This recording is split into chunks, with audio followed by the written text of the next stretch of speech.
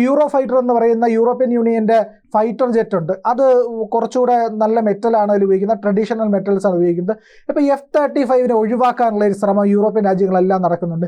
എന്തുകൊണ്ടാണെന്ന് പറഞ്ഞു കഴിഞ്ഞാൽ അതിൽ ഈ കാർബൺ ഫൈബർ എന്ന് പറയുന്ന സാധനങ്ങളൊക്കെയാണ് ഉപയോഗിക്കുന്നത്. അത് ഇന്ത്യ പോലുള്ള ഹ്യൂമിഡ് രാജ്യങ്ങളിൽ അതായത് ഹ്യൂമിഡിറ്റി കൂടുതലുള്ള അന്തരീക്ഷത്തിലേക്ക് അതിൻ്റെ ഡിക്കേയും കൂടുതലാവും, അതിൻ്റെ ഇല്ലാതായി പോകുന്നതിൻ്റെ അളവ് കൂടുതലാവും, പെട്ടെന്ന് നാശം സംഭവിക്കുന്ന സാധനമാണ്. അതുപോലെ തന്നെ ഈ F-35 എന്ന് പറയുന്ന യുദ്ധവിമാനം വലിയ എക്സ്പെൻസീവാണ്. അത് മെയിൻറ്റെയിൻ ചെയ്യാനായിട്ട് വലിയ ചിലവാണ്, ഭാരിച്ച ചിലവാണ്, വലിയ വില കൊടുത്ത് വാങ്ങിക്കണം, കുറച്ച് കാലത്തേക്ക് ഉപയോഗിക്കാൻ കഴിയുള്ളൂ.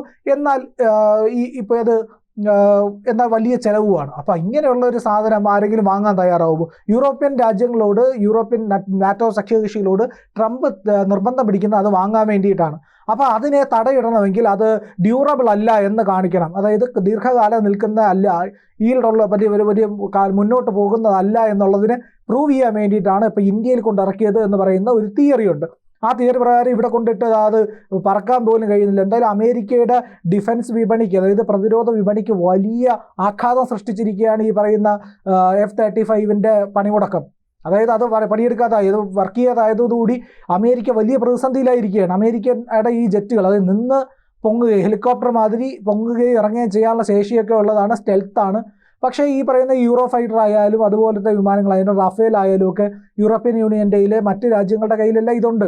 കൂടുതൽ വാർത്തകളും വിശേഷങ്ങളും നിങ്ങളിലേക്ക് എത്താൻ ABC മലയാളം സബ്സ്ക്രൈബ് ചെയ്യുക, ബെൽ ബട്ടണും അമർത്തുക.